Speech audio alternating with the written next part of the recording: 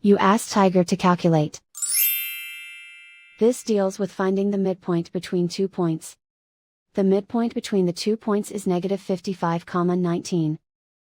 Let's solve it step by step. Plot the 2 points and calculate the midpoint using the formula. The coordinates of point 1 are, x1 equals negative 13, y1 equals 83. The coordinates of point 2 are, x2 equals negative 97, y2 equals negative 45.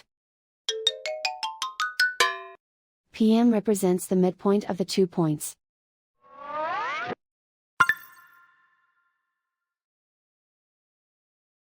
Use the x values in the midpoint formula to find the midpoints x. x1 equals negative 13. x2 equals negative 97. Simplify the arithmetic.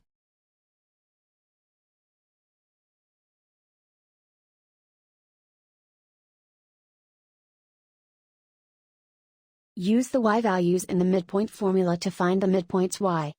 y1 equals 83.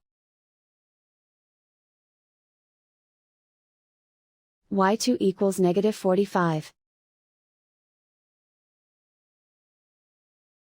Simplify the arithmetic.